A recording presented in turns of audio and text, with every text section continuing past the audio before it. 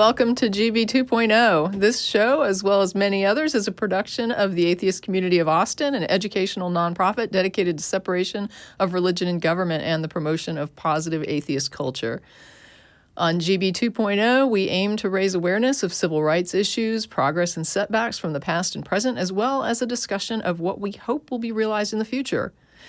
Want to get started first before I say anything, you may notice that we're missing a few people today. So I am not Claire Wellner, who normally does the announcements, and Jen Peoples is also not with us today. So we're missing some folks, but I'm happy to say we've got some new folks for today, and Jen and Claire will be back in their normal appearances, so no worries there. They're still on the show, just not here today. First, I want to thank Kendall Hopkins for agreeing to come in on a Saturday. She's with Parenting Beyond Belief, and you may recognize her from that. Thanks, Kendall, for coming in. I know it was kind of short notice. No, thank you so much for having me. I'm glad to be here. And we can hear in the background why you do Parenting Beyond Belief. Yes, you can, and I'm so sorry in advance. Oh, no need to apologize. It's nice to hear the little, coos and purrs from the background. So help relax everybody. Oh, God, I hope so. And we have a special guest today. We have Australian-born indie folk artist Shelly Segal, who uses her music to reflect, challenge, comfort, and inspire herself and her audience. And through her music, Shelly has become a staunch human rights advocate. It grew out of her anger with those strict rules and regulations that especially affect women and those who want to live on their own terms. Shelly also happens to be the talent behind our intro song here on GB 2.0. And also, I think that I just want to check, I guess, because this was given to me as your intro, and I assume that you had input into this. Is that correct? Into this? Yeah. Intro? I did write, yeah. Okay. I did write this. Yeah. So with that, we're glad to have you. I think this is the first time I've met you. So yeah. It's great to meet you in person. And it's awesome to meet you. Have you here on the show. Thank you for coming and Thanks for sitting having with me. us. And hopefully everybody will have a great time. It'll be a nice, kind of relaxing episode with a special guest. So they suggested some questions. I also did some research and came up with some questions of my own. But let's go ahead and start with some of the questions. So you grew up in a Jewish community. Yeah. And I saw in an interview in The Humanist, you said you were very influenced by books. So they were asking me to ask, one of the questions they were like, hey, we're interested, what was the catalyst for questioning your faith? And I was sort of kind of as a subset kind of wondering if books had any tie into that. Well, the first time that I started questioning my tradition, because I was very trusting and I was brought up in an environment that didn't give me any reason to question or challenge the way I saw the world. I have, a Jewish family. I went to a Jewish day school. I went to synagogue every week. And while I did have friends that weren't Jewish, my family had friends that weren't Jewish, that was like, the main bubble that I lived in. I went to a Zionist youth group on the weekends.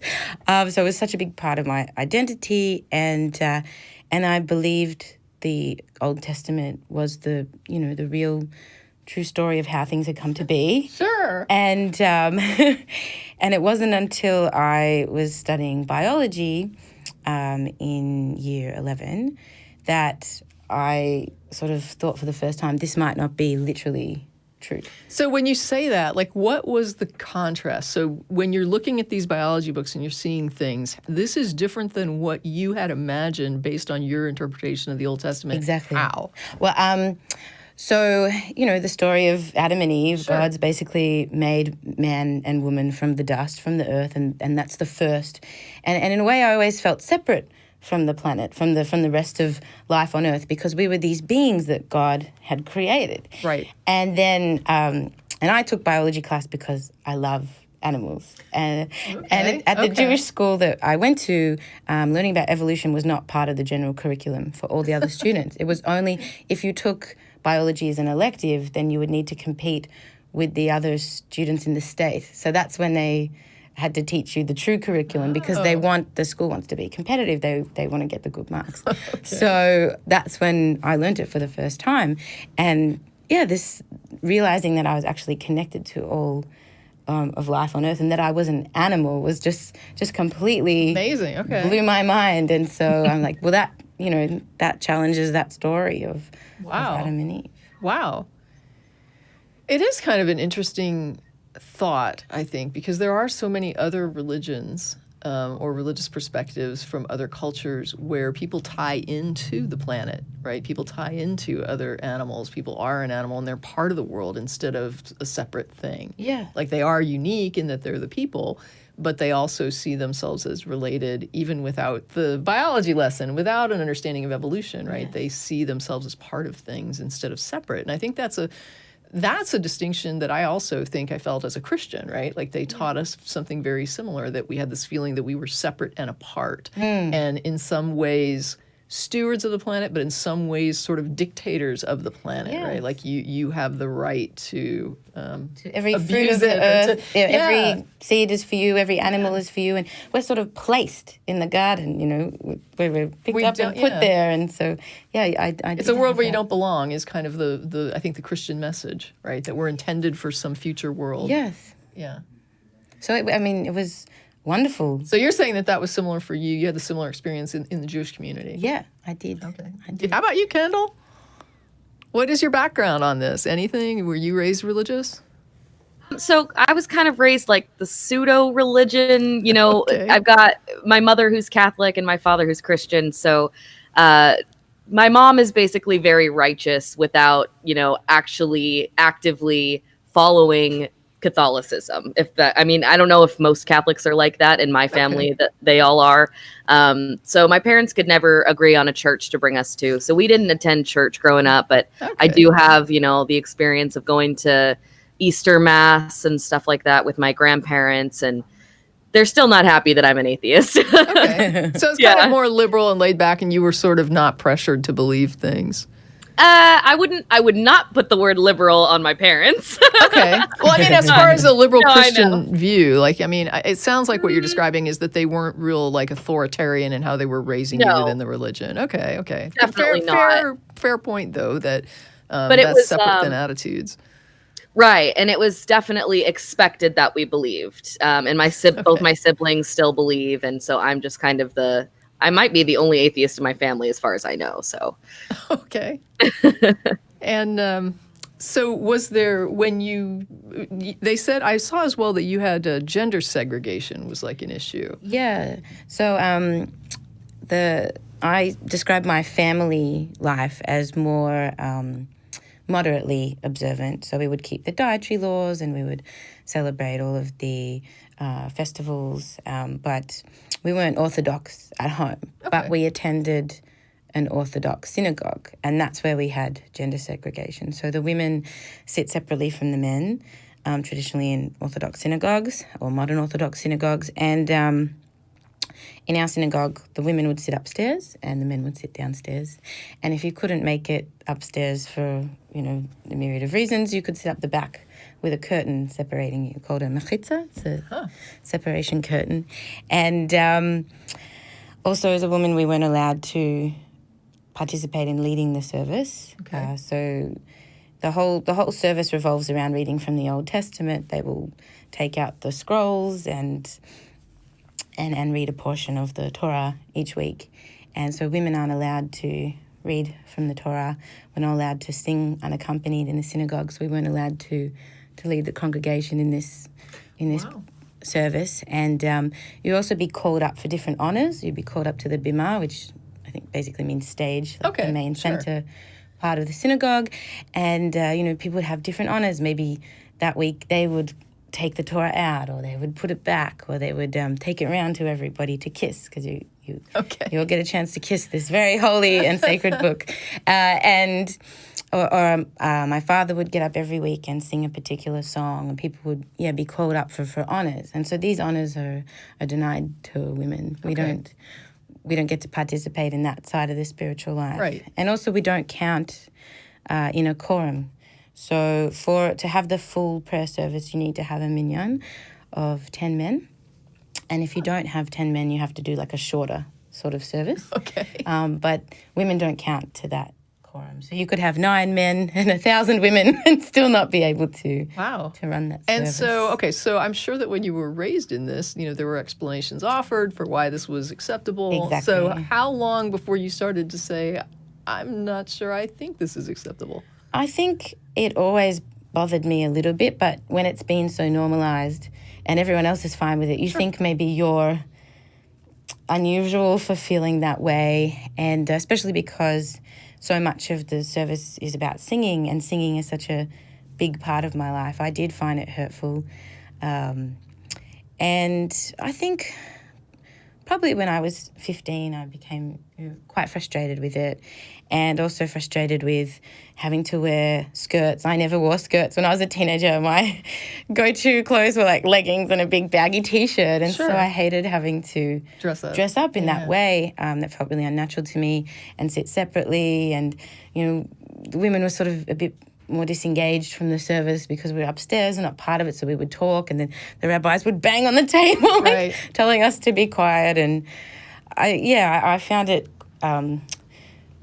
quite degrading from that time, and more so as I got older, and especially after I had that separation from my tradition. I pretty much can't go there anymore because I find it so degrading to have to sit separately because of my gender. Oh, that's really interesting. I have some conversations, like personal friend who is part of a really ultra-Orthodox community in the Northeast. And when some of the things that he'll show me or talk to me about, it's just unbelievable, right? So there was like a magazine that had a dress that was portrayed, and it had no model in it. It was just a dress, and you couldn't see a person in it. And he's like, well, they're not allowed to show that. And I said, but they're selling this to women, right? Like in your community. And he's like, yeah. And I'm like, so the women can wear this, right? And he's like, yeah. And I'm like, but you can't show a model in it? Like, that is so bizarre, right? It's pretty amazing. There's some amazing stories I've heard. And just that separation, there's a school in my community in Melbourne,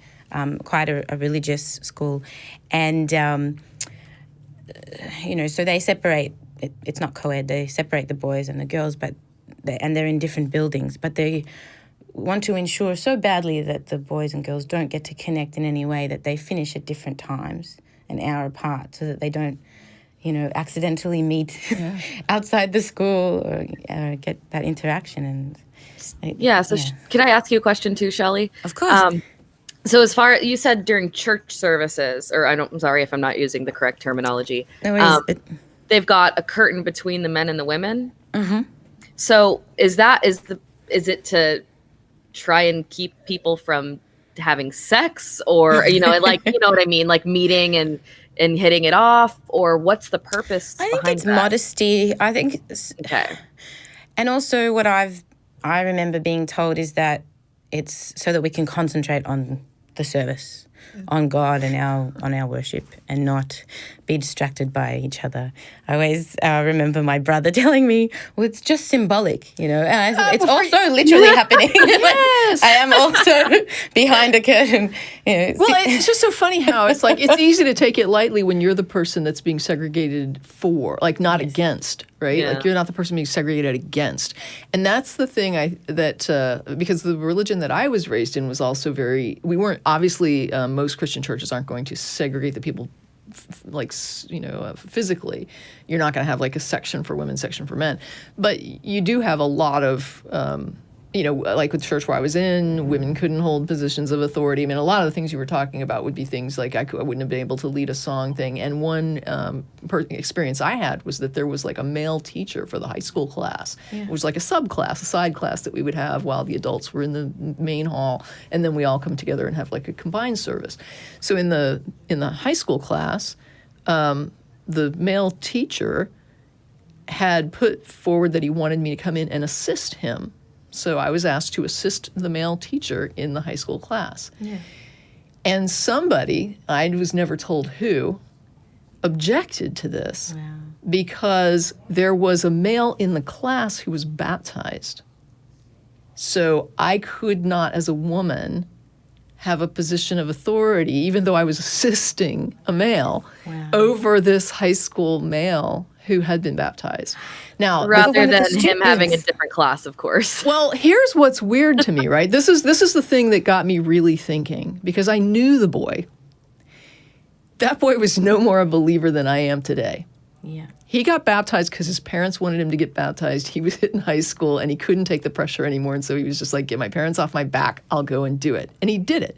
This guy was, doing drugs. This guy was doing, I knew the kid. Yeah. And so I'm sitting there and I'm thinking to myself, right? It wasn't just about like this sort of religious segregation. It was about me thinking to myself, what kind of super intelligent God doesn't understand the mess that this is, that you have a resource here. Like, obviously I'm doing well in the classes for the teacher to single me out and say she would be a really good assistant.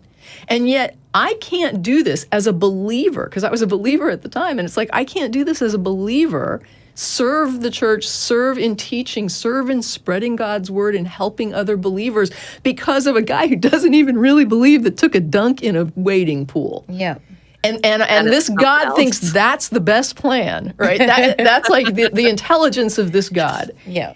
And it was really striking to me, some of those things where I had to, it was inexplicable that gender rather than capability would be the plan of an intelligent being to set up the world. It would seem like if you were really that intelligent, you would say, we need the best orators, or we need the most empathetic, compassionate people in these communities that are underserved, or we need, it would be this setup where people with capacity to serve in the best slots would be in those slots, and it wouldn't have to do with a gender identity. Yes. And did that thought make you question the validity of a God because it didn't add up? Or was it more that it made you question his messages? It made me question more than anything like my understanding of it, right? Because that's how I had been taught to view it. Anything that was like frustrating and confusing, it was because I didn't understand it right. And so I just kept wondering, like, what is it that I don't see about this? Because it seems not only grossly unfair, but grossly incompetent, right? Like, it's just an incompetent way to manage. And why would a God that's intelligent make an incompetently managed system where it's just broken in such obvious ways that even a minor can see it? So it must be me. Yeah, and so what am I missing here, right? That is like this natural setup that is supposed to work this way, but it clearly doesn't work. It doesn't serve in any sort of real helpful way, And it wasn't, even though I took issue with it. And I would stand up, right? Like, so there were times when we couldn't have elders because there was like requirements for elders. Nobody at our church met them. I guess it's kind of like your quorum, right? If you just simply didn't have 10 men, you would never be able to have so we didn't ever have elders. Okay. And the elders had particular duties. Now, you had to be a man to be an elder. But for me, in the absence of elders who would serve the church, the entire church should then have a say. I didn't see this. Now, I'm not talking about in the service, right? But in the idea of what should the church do as far as moving forward in this direction, or how do we utilize our money? What are we going to buy with this? What are we going to, use our resources for? I felt like in the absence of elders, the whole church should be included in that discussion because the elders were supposed to serve the church. Yeah. But the men were just like, no, just the men. And I'm like, no, there's no passage that says just the men on these are not ritual issues where you're supposed to be in charge. This is something that an elder's supposed to do. We don't have elders. There's no instruction for that. The church needs to do this. I pay money. Yeah, it's to support I the should community. have some say, right? And so I'm putting money in that pot like everybody else. Why can't I have a say in how it gets used? It doesn't make any sense to me. And I felt like that was completely unfair. And it was also, in my opinion, unbiblical. So I just, I wasn't the type to just sit down and not say what I thought. Like, I would speak up, but I would always get overruled, right? Like, look, I can't make it happen for a church. So if they didn't have the elders, what was the hierarchy? Like, how? There isn't. They just voted themselves. Yes. There was more of them, and there weren't as many women maybe engaging in that process. There were women, but I think that there weren't women that were as bothered by it, right? Like, I'm like, this is really bothersome to me. Like, I didn't know, where to go with it. I wish I would have been more of an activist and rallied the women to just show up at a finance meeting and demand to be seated. Yeah. Which is Go It's ahead. interesting, isn't it, how many women are complacent in that role as a submissive, person, Oh, and yeah. it just makes you wonder how for the same reason that I identify as a lesbian, and I meet a lot of LGBTQ people who are still religious, and it just, how can you get behind something that doesn't agree with your entire existence? And I know that they make apologies for it, and I'm sorry, my webcam is bumping all over the place. They make excuses, but it just, at the core of it, it's like, well, if there's a passage that says that you're essentially worthless, then how can you get behind that? I'll never be able to wrap my brain around that. It's because they're not telling you that you're worthless. They're telling you that you have like different worth. Yeah. Right. Mm-hmm. So you have this other value, and to be real insidious, one of the things that they use in the Christian church is that your role is like that of Jesus, that he is submissive to God. Lord. Right. So they have this idea that, they're comparing you to Jesus. Like, how do you complain about that? Right. Like, he's like savior of the world, and even this powerful, mighty savior of the world still submitted to the will of God. Like, women must submit to their husbands. And I think it started I had already in my head, like, made up the decision that I was never going to get married, because I was like, there's no way I could live like that. Like, no way a man could dictate to me the types. I mean, there were men in our church that dictated what their wives wore. And I'm like, nobody's going to tell me what I'm going to wear. That, to me, I mean, they're not supposed to be abusive in that authority, but I was just like, well, what would be more abusive than just treating her like a child? Right? You're treating her like a child, and you're saying that he's not allowed to abuse that role, but he can treat her like that. That's abuse. Yeah, and so, I see it all. Sorry, go ahead. Well, I was going to say, so when I'm looking at this, I was like, I'm never getting married, because this is unacceptable. And so then they started rolling out this thing that, women were just generally submissive to all men. And I was like, oh, yeah, now you're basically telling me that there's just no way out of it, right? Like, that I can't even, like, opt out of this crap. Right. And it was just infuriating.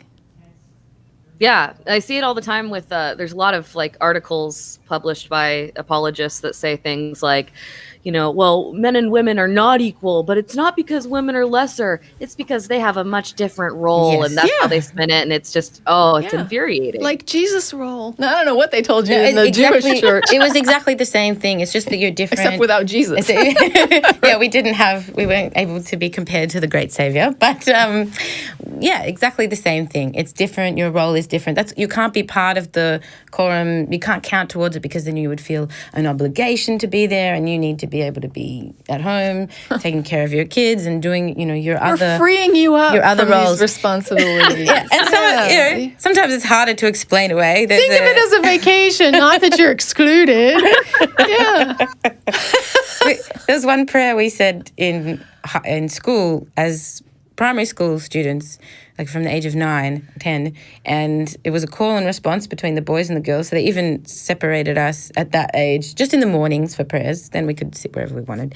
And the boys would say in Hebrew, "Dear God, thank you for not making me a woman." I've heard that. And we would say, oh my God. Yeah. I've never "Dear heard God, that one. thank you for making me what I am." And, again, that was explained to us. Oh, it's not that you're worse. It's just that you're different. And it's like, well, if we're not worse, why don't we say, thanks for not making me a man. Yeah. And so, I mean, the only thing I can say about people that stay within it, because it was untenable to me to stay within that community. I had to leave, and I criticize it externally. But I can also understand people that, there's certain things they love about the culture or their community, and they want to fight for a better community internally. And I think there's value to that, and that's why we see, reform movements. We see more moderate movements, and I think it's inconsistent to be a religious Jewish feminist, but I'm glad that there are those women that they're pushing for that. Sure. I mean, rather see it better than worse. Yes. If it's going to be there. And to what Kendall's saying, though, I want to just add, I think that the testimony of women who are basically saying, like us, I would never have stayed in that if I didn't believe it. Yeah. And so when people are like, oh, you weren't really a believer, it's like, oh my God, I would never have choked down that crap sandwich if I didn't believe that, this is what God wanted me to do, because that Really is good point. something I would never have ever stood for outside of religion. And you used what you'd learned and what you believe in to defend yourself. Like what you're saying, this is unbiblical for the men in the community to not let the women be in charge of just... To have a say when there are no representatives. When there's no church representative, the church should say. Yeah.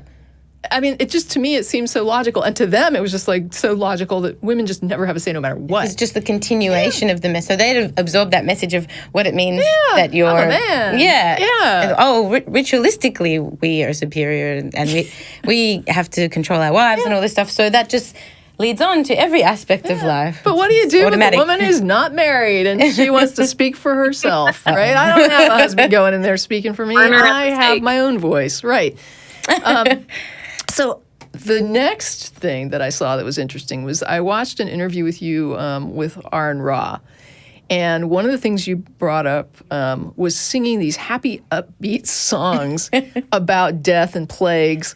And it reminded me of an episode of the Atheist Experience I had done where I talked about hymns, right? Christian hymns. And Lalandra actually brought it up as I was thinking it, because I was just like, wow, this reminds me of the show I did on hymns where we're all singing happy songs about, and I wrote it down, bathing in blood, celebrating human sacrifice and brutality, using militaristic themes or denigrating humanity and oneself. And you would sing these happy songs about it, right? Like how pathetic I am, how I'm going to take up the sword and, whatever. And then it's like, I'm going to be washing in blood. And, I mean, it's like completely horrific, right? Or, how beautiful, the beautiful cross where Jesus was tortured to death. And it's just like this is the most messed up stuff. Yes. But it's sung with such, it's not even like reverence and with glee. It's something it's glee. Happy tunes, right? And you were talking about a line that said the death of the firstborn. Yes, it's cool that you bring that up because actually that has always stuck with me. And I recently wrote a new song on my new EP that was based around that chant. So that in particular is talking about in the Passover Seder. Jesus' Last Supper, I like to tell people because they don't know often that's what it was. And so we retell the story of Exodus. And we're there's a point in the Seder where we remember the suffering of the Egyptians and we remember that they had to go through all the plagues. And so the story goes, Moses came to Pharaoh, let my people go, and Pharaoh said no, and so God sent the plague of blood and turned all the water to blood. And then Moses went back and said, will you let my people go? Will you let the Jews go? And Pharaoh said no, and so then God brought the plague of frogs. And this happens, 10 times until the final plague of the death of the firstborn of all the Egyptians. And I'm not sure, I can't remember at what point in the story, but at one point God starts to harden the Pharaoh's heart. Right. So I'm always questioning the morality of that because if God is making him say no, then why do they deserve these punishments? What is this for? It's just a show that God. The apologetics around that are interesting. Like reading people try to issue defenses of it. Have you ever seen the movie The Ten Commandments, like the old Cecil B. DeMille? I think when I was a kid. And the way that that's portrayed in that is that the Pharaoh's wife comes to him and she like mocks him and because he's relenting and he's kind of saying like maybe I should do this, maybe I should let them go, and so she comes in and like demasculates him. Like, oh my gosh. Well, I mean, in a verbal way, like basically, what kind of a man are you, and what kind of a role model for our son? Is this what you want him to see? His father like caving before slaves, and so she just digs in like this horrible woman, right? Like influencing him, and this is how God hardened his heart, like because his wife went in and convinced him, right? So blame the woman, right? Which is such a normal thing to do in the Bible. Yeah. So, but that. Prince of Egypt. So it's a beautiful, wonderful movie. The music is incredible. I'm it's so really sorry. lovely. No, we can hear you fine. Nice. Yeah, okay, we can hear you. Okay, good. Wonderful movie. And I think the way that God hardens his heart in that one is his son actually dies. But maybe that's just a part of the whole story, and I'm an idiot. I don't know. No. I can't remember in the movie. Yeah. But I think he dies at that 10th plague. Yeah, he does. He's like, and they can't save him. And then Pharaoh gets mad at his wife because you pushed me to do this, And so, but it's just, the whole idea of it says right there, God hardened his heart. Yeah. And they will say anything but God made him do this. God would never subvert some human being's free will. And it's like, it sure sounds like that's what he did. Like, yeah, I didn't even think of that. Of course, infringing on the free will that we must have for all of this to work. Yeah. But so what we do is we remember the suffering of the Egyptians. And so to remember the suffering, we have 4 glasses of wine during the evening. And at this point, we take our glass of wine and we dip our fingers in it 10 times. And we take a drop. We sing through the plagues. And as we sing through them, we dip our finger in the glass and then we put 1 drop on the side of the plate. And it's to remembering. It's so dark, but remember the suffering of others. And so you're a child and you're like singing this song and it's like blood, frogs, lice, wild animals, boils. So I can't remember the English words exactly. And then the last line goes, the death of the firstborn. Just like singing it in this upbeat voice. I can see the little ball like bouncing, right? Dun, dun, dun, dun, dun. And there's so many things sort of wrong with that where I think it's really valuable to have a symbolic ritual to remember the suffering of others. Okay. There's something cool about that. There's something worthwhile about that idea, but is this working? Is this making us think of the value, the suffering of others? What were you going to say? I have a project for you. Okay. A musical project. You could do these songs and make videos that portray what's actually being sung with a sing-songy little lyric line with a happy bouncing ball, right? And show the dying children, and with the Christians, you could show people bathing in blood, like a blood waterfall, and they're just washing themselves in it. And, it just shows the power of God, right? So, it's so cool that you saw that interview and brought that up because I forgot that I'd ranted about that. And recently I was thinking about suffering and how do we respond to suffering. Actually, it was when I moved here and I was... I thought of suffering immediately. Seriously, it was just before, it was just during the election and cycle, and I was seeing, all this racism in the news and from the Republican nominee's mouth, and and you're seeing the response in the community and the way that it's dividing people, and I was just like, what do you say to this? And it made me think, well, what does my tradition say? And I had this flashback to the Seder, and I'm like, thinking of dipping. I'm like, this is such a bad answer. This is such an inadequate answer to suffering. And so I started making this song, and it starts with that. It's blood. It's called Blood, and I just start that chant, and I don't move on to the other. You sing that in the. If anybody wants to hear it, it's in the Aaron Ra video. You actually do the Blood chorus. Oh, I sang it. Oh, cool. Yeah. So I finished that song, and I just released it. Blood, blood, blood. Yeah, exactly. Oh, that's so cool. No, so if anybody wants to hear it, or you're saying it's released on your channel now. Yeah, I just released it with my new EP. So okay, cool. Yeah, that was. And I go back to the hardening of the heart, and I sort of tell the whole story. I just it's like with the Christianity, it's like the human sacrifice and the blood bathing and it's just like, what the world were we? How? You have to raise a person in it because there's no way you could normalize this after adulthood. Right? Yeah, and hearing people sing it. And I find it frustrating as well because music is so powerful and it has this amazing, capacity to give us this powerful shared experience, to move us, to motivate us. Like you said, singing about being a soldier for Christ. Yeah, for Jesus. And music gives you this heightened emotion, but it's able through that you're able to put in these really harmful and awful messages. You have to think, if you walked into somebody else's religious group and they were singing songs like this, you would just be like, what kind of psychotic, this is so messed up. It's like a horror movie. Yeah. You would think it was like some, black mass ritual, what did I walk into and where's the goats? Because, I'm hoping there is a goat because I'm the only person that doesn't know what's happening here. Somebody bring out a goat.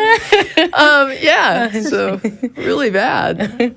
But I caught that. And then, so there's a few more of the, hey, let's check out this. What compelled you to become an activist? What made you active in your atheism? Well, at first I thought it was just a personal decision. Okay, I'm going to leave my community and it's not for me, but I still felt that religion was a force for good in the world. Yeah. And I thought it really helped people. And They're good people, they're just misled. Yeah. Or even, like, it's good for them. You know, that sort of okay. relativistic look at reality. Where, It helps some people. Yeah, it helps people. There's an overall good. And also, I felt uncomfortable. I'm not confrontational. Right. I found it hard to talk about these things, and I didn't want to upset people or take something away from them. And I still don't, I mean, the goal isn't to take something away from them. But, and then this is more to do with books. I started reading because I started reading about it because I was so upset that this whole way that I'd seen the world, the whole foundation of the way I saw the world was completely based on a lie. I thought I need to have good reasons for what I believe, and I need to look more into this. And so I read a lot of different books. I read Richard Carrier's Sense and Goodness. Wow, okay. I read Sam Harris, The End of Faith. And, yeah, I was still, I guess, I didn't understand that I had a religious worldview. Like, I thought, okay, I don't believe in Judaism anymore. I don't believe in a God anymore. But I didn't realize that it was a worldview and there were other elements of the, a religious worldview that still needed to be broken down. And so once I sort of really saw the harm and I understood the harm and heard all these other voices, including yours, and, watching the Atheist Experience all night with my brother and arguing, and it was really, it gave me the courage of my convictions to be able to talk about these issues, and I realized how important it was to me, how freeing it was for me, and so I started writing about it, and I think being able to put these ideas and that people find, these ideas that people find maybe hurtful or insulting or just very difficult to cope with, and they think of atheists as being cold or disengaged. If you can put those ideas and that worldview into music, something that, like what we were just talking about, music, people feel so much from music, and so I thought if I can connect those two things, I think that could be really powerful, and it could be a really great way to help people absorb the message. Okay. So do you think your initial outreach was more toward people like yourself? Like you were trying to reach out to people that might be coming from where you were? Or was that not? What was the motivator? Well, with music, I guess, for me, a lot of it is self-expression and just, getting things off my chest in exactly the way they are. But I think the people that were where I was at, as in they were already transitioning, I wanted it to be a comfort to them that, they felt understood. Because I love hearing, it's great to hear music that makes you feel understood and validates, where you're coming from. So I wanted to provide that.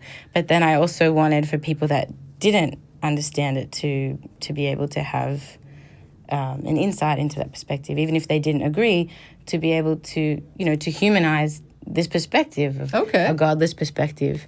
And then also for people that just weren't interested at all in the discussion and didn't care, I called the album, my first album, an atheist album, because I wanted, like I said before, that really instant connection of music and atheism, something that people think is good and positive and a good influence in the world, and with atheism combined. So I wanted to make that statement. Yeah, no, that's interesting. And I think it ties into, for example, the Atheist Experience. One of the reasons that the show was initially initiated was to allow people the opportunity to have conversations with atheists. It didn't mean, changing their minds, but here's what an atheist would say to this, or here's how somebody who doesn't believe in God might view this, or, so it had a sort of, part of the mission was kind of what you're describing, where it was just about, can I get somebody that, even if they don't agree with me, to at least understand how I'm viewing things.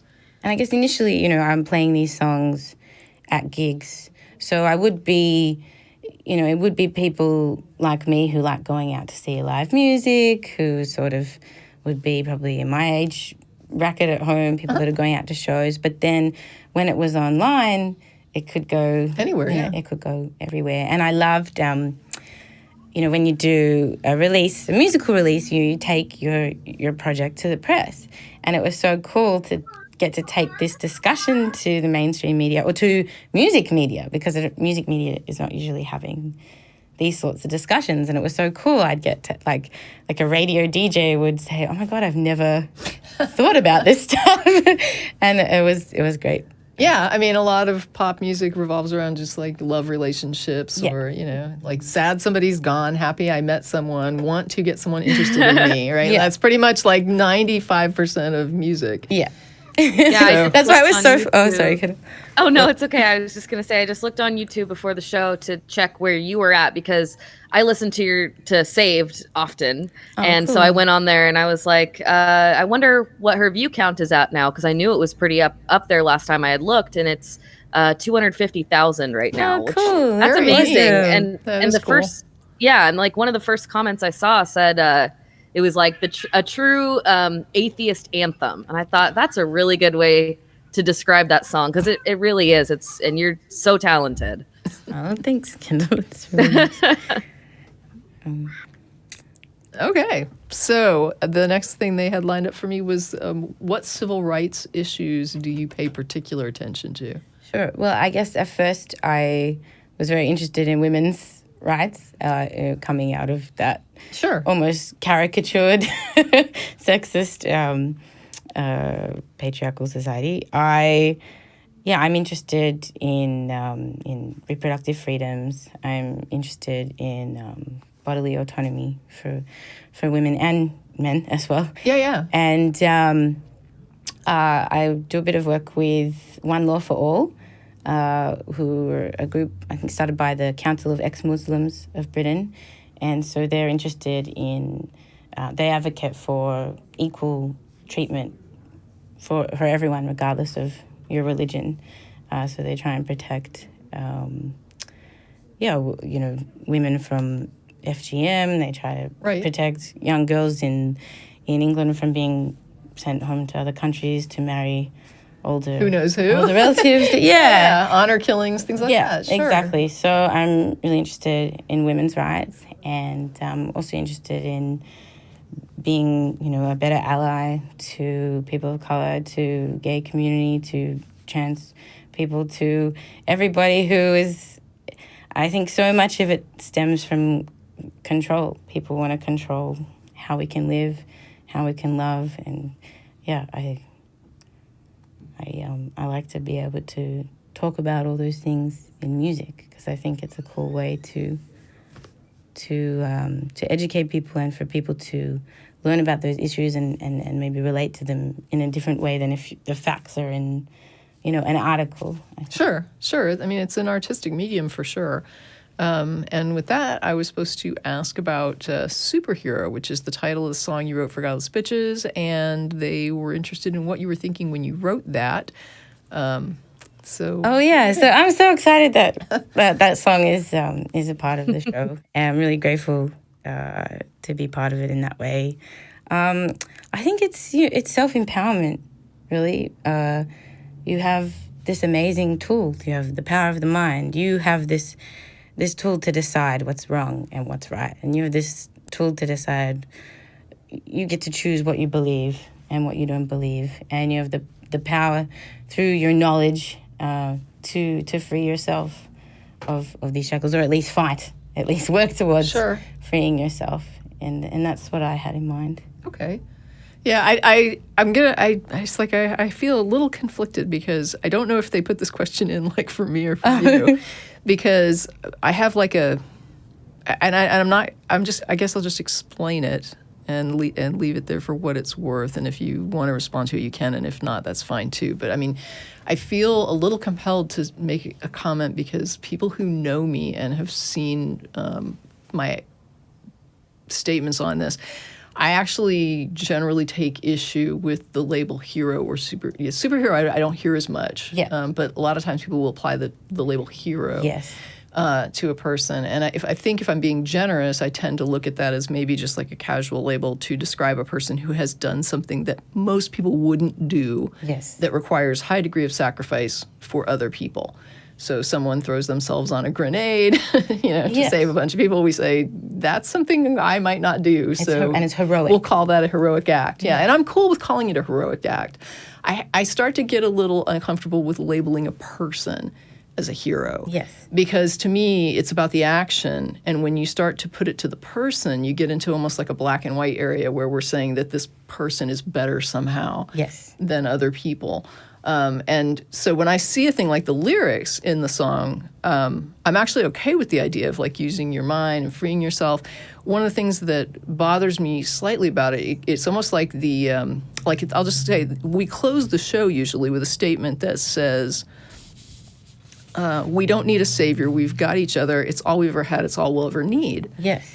And one of the things I like about that statement is that it's kind of saying that humanity and humans can rely on other humans, and that being human is sufficient. Yes. And part of that is a response to religion saying we need these gods to save us. And I look at it sometimes and say we don't need heroes to save us. We just need humans.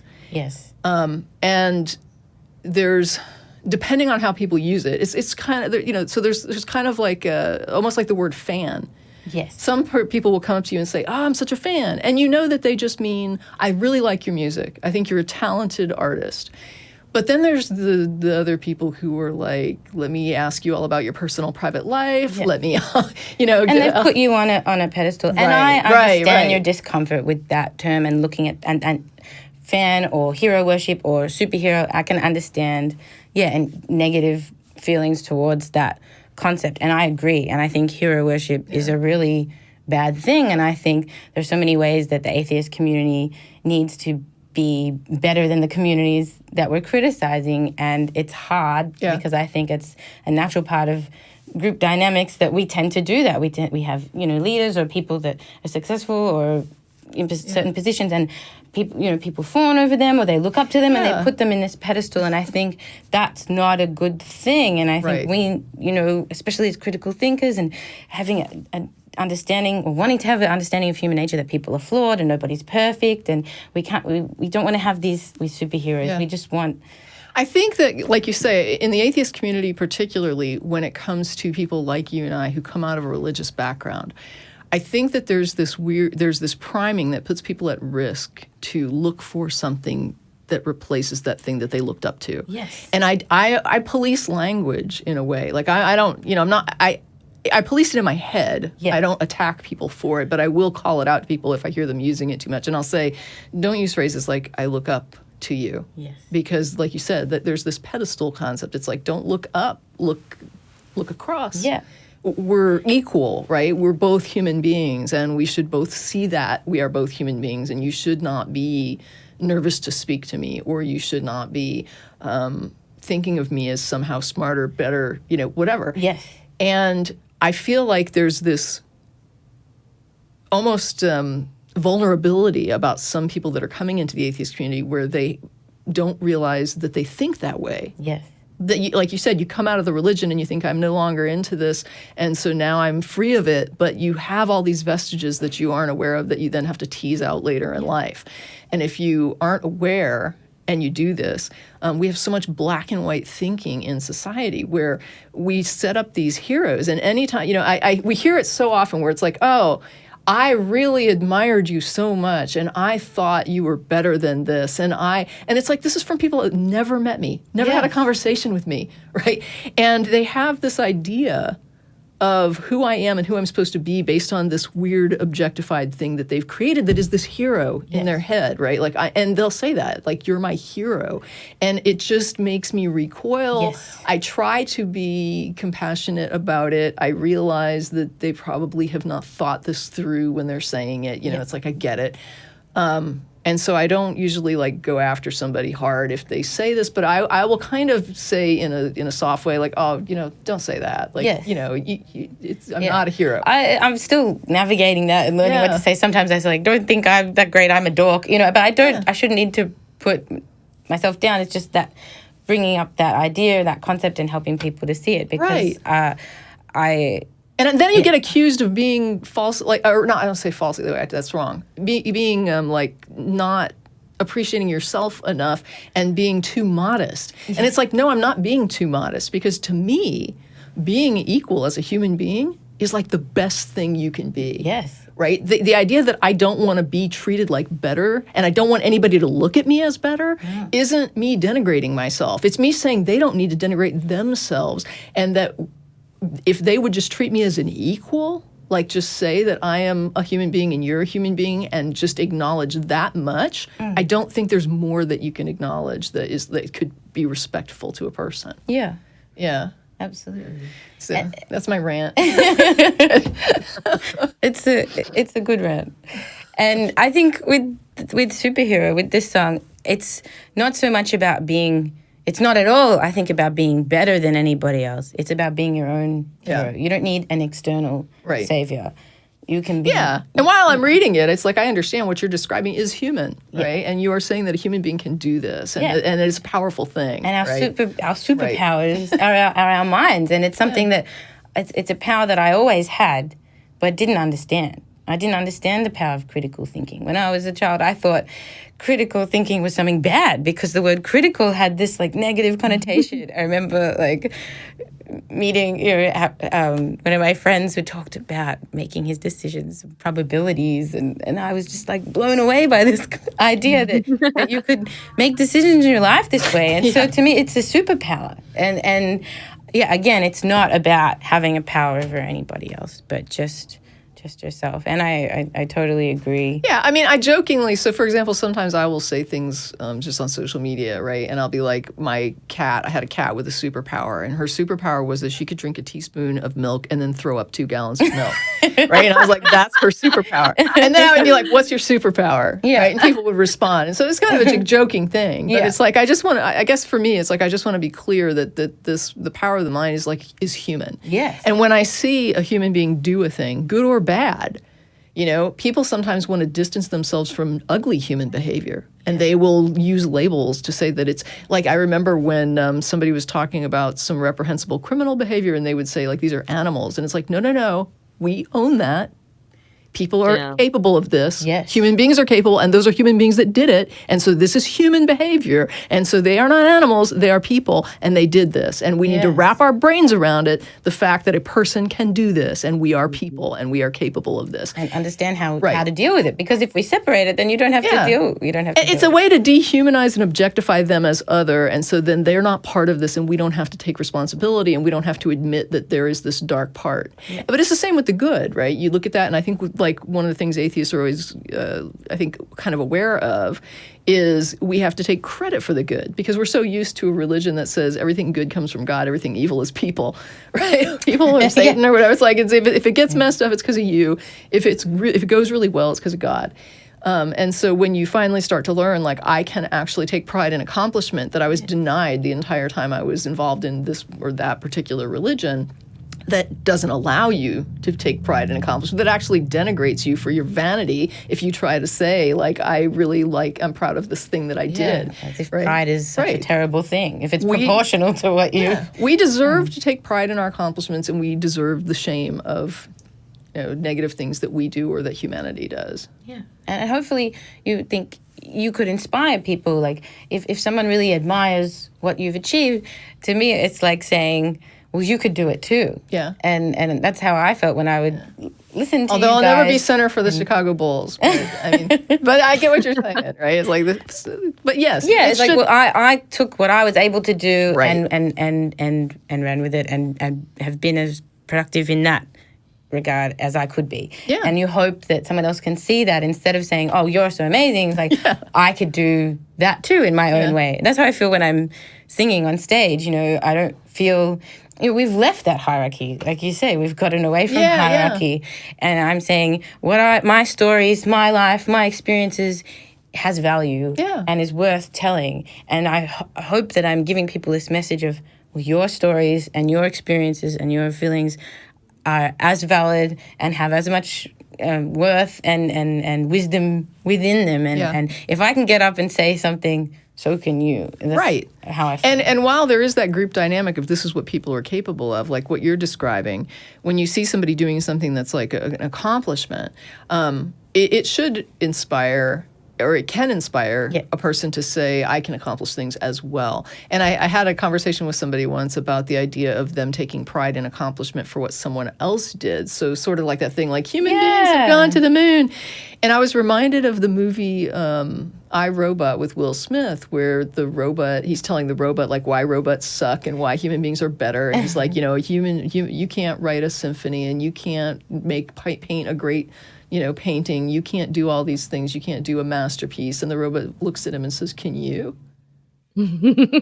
And so there's also an individual component to it, right? So while I think it is something to be proud of to say that people can do this, I think that there's also this thing where we have to remind ourselves that there's also what I do.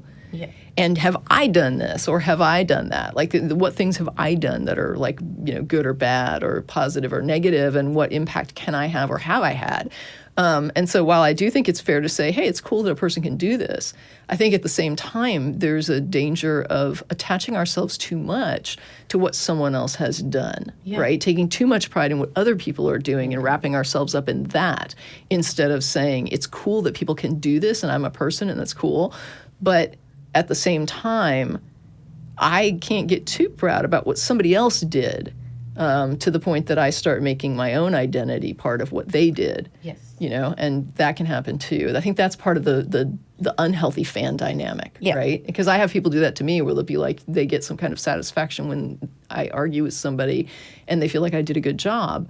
And they'll be like, oh, I feel really good. And they feel almost like a sense of accomplishment. It's like, well, I made the argument. Yes. Unless it's what you would have said, don't get too proud. Yeah. Right. And at the same time, there might be somebody that could have done better than me. Yeah. Right. And I understand that too, you know. So yeah, it's weird. It's like I don't believe in like these. And there's no such thing as vicarious accomplishment. Yeah. And that's not what I'm describing when I say, you know, what are humans capable of? It's like you don't get vicarious credits for that. I didn't cure cancer. Yeah. You know, it's like so. Anyway. Moving on, let's see. So we've got, when is that song going to be released, Superhero? I guess discussing that with the show, and because is this the first time it's been the longer? The long version, yeah. Okay, cool, yeah. So I guess sometime this year. I haven't, at the moment I'm working on releasing a new EP called Holy, but I guess after that, I'll put Superhero out into the world. Okay. And I wanted to squeeze in a song that we could get to, and we talked a little bit before the show. So just as a little intro, the reason that it appealed to me, right? So I did some research before the show, and I found a song that you did called House with No Walls. And it reminded me of a vacation I had last year to Big Sur, California, where I got to go to this really great resort, fantastic resort, but it was a very wooey resort, right? Like it was one of those sort of Deepak Chopra, you know, align your chakras and, you know, get your, I don't know, whatever, you know, not my thing. Yeah. But it was still a cool resort. Yeah. And they had cool stuff. And so I had a really good time. But I picked up a brochure, and one of the things I noticed was that they had this big article, like these series of articles and people writing about the nuns, right? And so for people who may not know, even though we've talked a lot about it, I think in the atheist community, the nuns, N-O-N-E-S, are people who are unaffiliated religiously. And so for those people, atheists recognize that that doesn't mean that you're an atheist. It just means that you have somehow disassociated yourself from a religion. And maybe you're the spiritual, not religious person. But atheists, I think, look at that and say, hey, these people are on the cusp, right? Like they're leaving religion, they're potentially leaving these ideas behind, and maybe they're on the edge of jumping off that cliff and saying, I'm going to leave it all. Like I will just put the woo behind me and jump into reality. And in the meantime, this brochure was full of articles about how do we, as the Deepak Chopras of the world, pull in these nuns and make them part of our spiritual, not religious community and get them into, you know, aligning the chakras and the whole thing, right? And so I was like, well, this is really interesting because they're literally gearing up like PR to say, let's go for this. Category of demographic that's starting to grow. Yeah. And in the meantime, we look at them and we're kind of looking at it the same way. I don't know if we're even as organized as what I was reading. But one of the things that when I was reading your song, House with No Walls, was the idea of walking out of that religious framework into a sort of undefined framework where you're still retaining the ideas because of the comfort of those ideas. And yet you don't really have the substantial support of the religious framework. Yep. So with that in mind, Yes. you said you might have to tune up, and that if they wanted to Yes. run like some kind of a thing, they can, but otherwise we'll just listen to you tune up for a minute. This is the tuning song.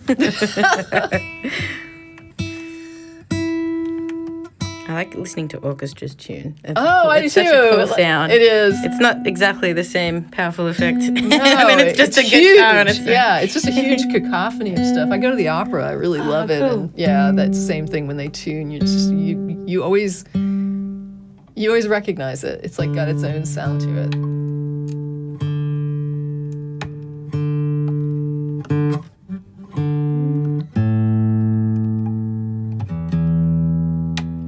It's kind of like a swirl of music, That's beautiful. All right, my lone guitar. Okay, so here we go. This is dedicated to the Deepak Chopras of the world. You're standing in a house with no walls. You don't want to leave because it feels like home. You're sitting in a house with no floors. You can feel the mud seeping in, but you just choose to ignore all the evidence. Now what you think isn't real. You don't look because you don't like the way it makes you feel. You say you need the shelter to get through all your faults. That's why you choose to live in a house with no walls.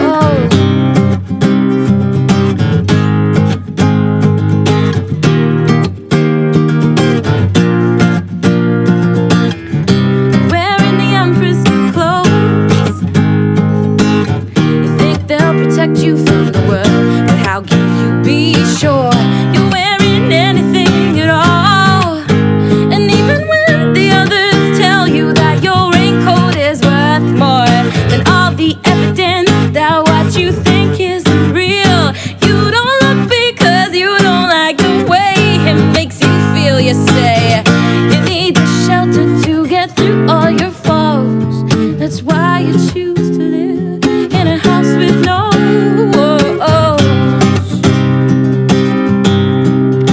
Why don't you build your shelter from the things we know? All the outdated dogma, just let it go. Why don't you build your shelter from the things we know? All the outdated dogma, just let it go.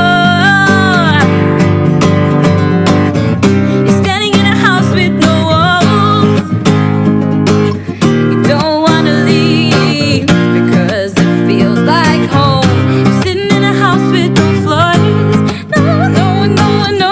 You can feel the mud seeping in, but you just choose to ignore all the evidence that what you think isn't real. You don't look because you don't like the way it makes you feel. You say you need the shelter to get through all your faults. That's why you choose to live in a house with no walls. Thank you. That was really awesome. I can hear the control room cheering, That was right? wonderful. Yeah, that was you. I think I picked a good song. Yeah, It I was, think I it was agree. beautiful. Wow. We are getting to the hour, but I still have a few more questions. If we can run through them, maybe we Absolutely. can get through a few. I also had try to some. be shorter. Well, I plugged in some. What is it? News points if we needed it, but there's only really one I want to talk about before. Before I get into questions, let me just make sure I mention it because we are still in Black History Month, and so there is a.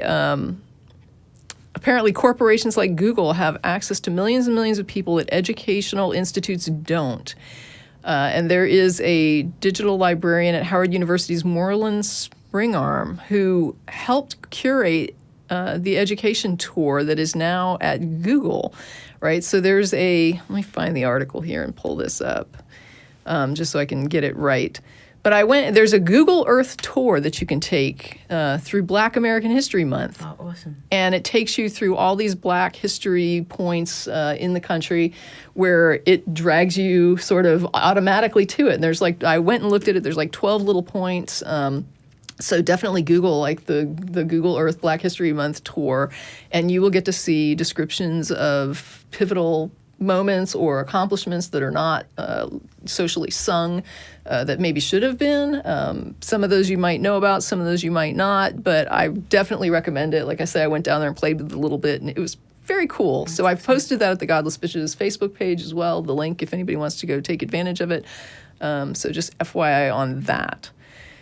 Actually, I wrote down a little tidbit that was Sure. a Black History Month and a women's thing, because I was just looking up news stories last night in case I needed one. Yeah. And this just says it's the Skims person to know, Kim Worthy. She's the first Black woman to serve as county prosecutor in Detroit's Wayne County, and has worked to end the backlog of thousands of untested rape kits in the city.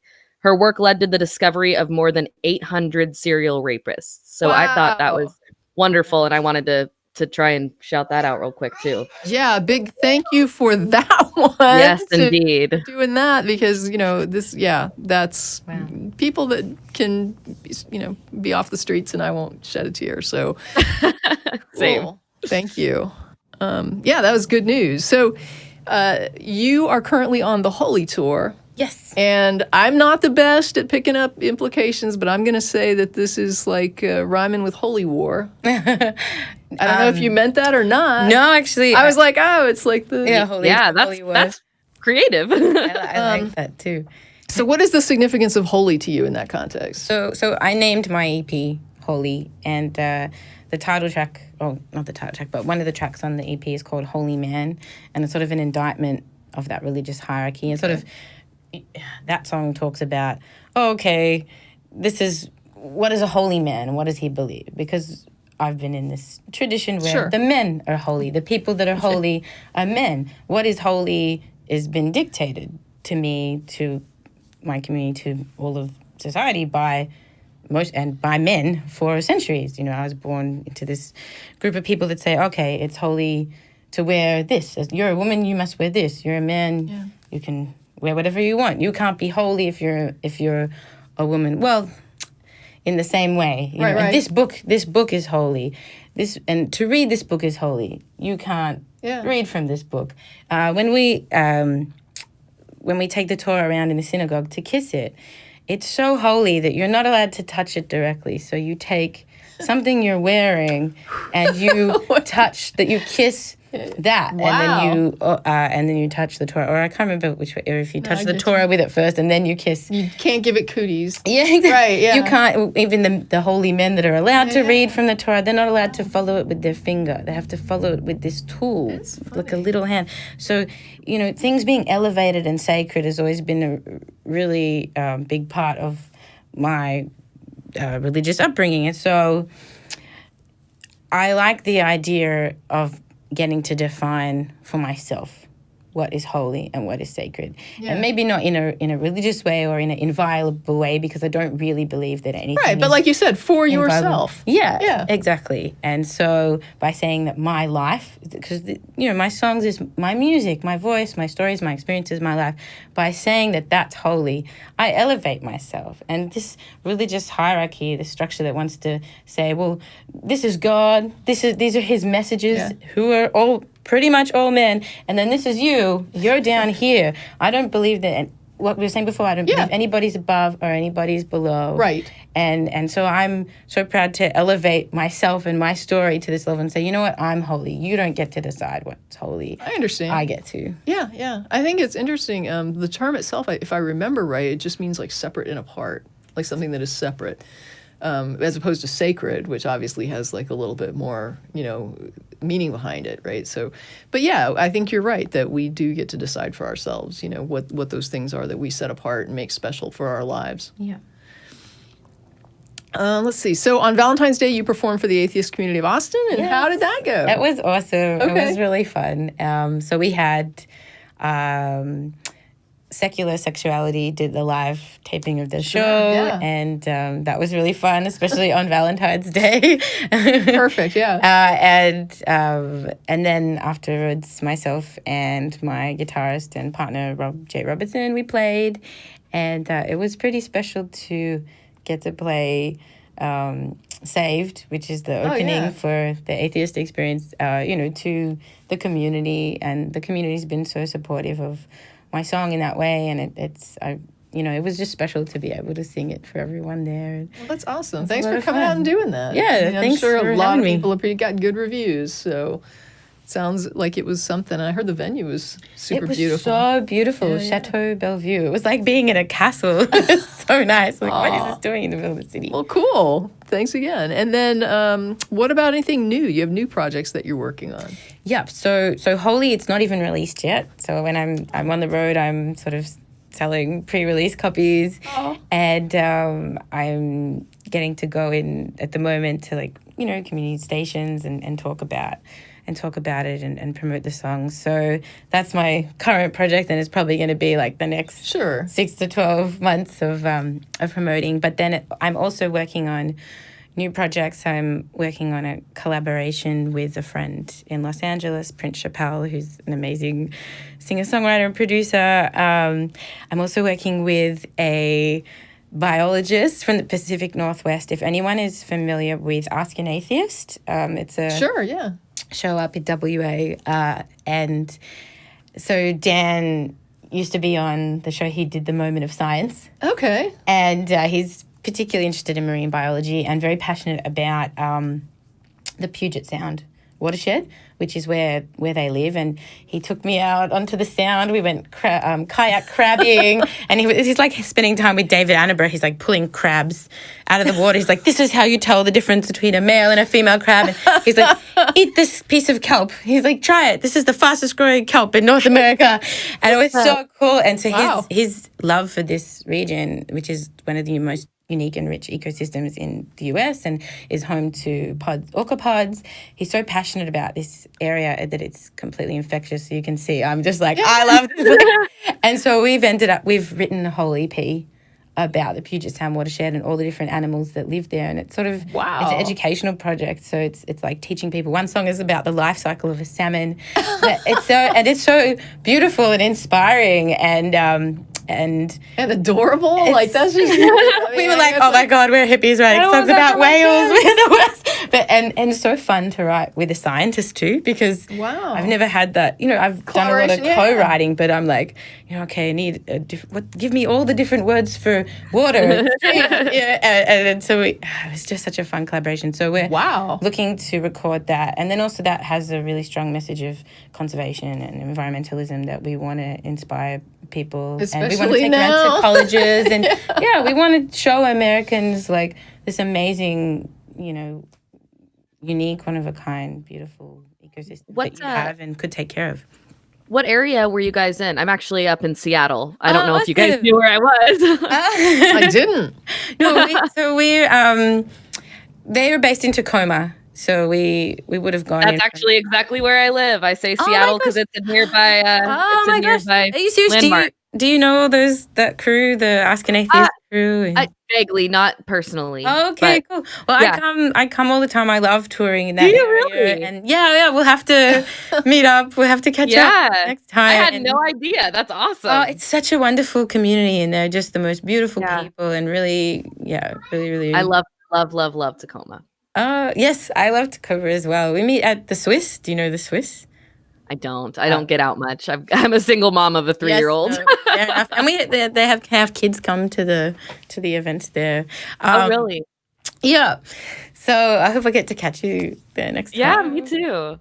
So I'm working on that, which I'm really, really passionate about. Sure. And I'm also starting a podcast. Sorry, do we have to? No, we have time. No, I'm looking because I have more notes to ask you to plug your YouTube channel, your Patreon account. So you are on the right track. Oh, good.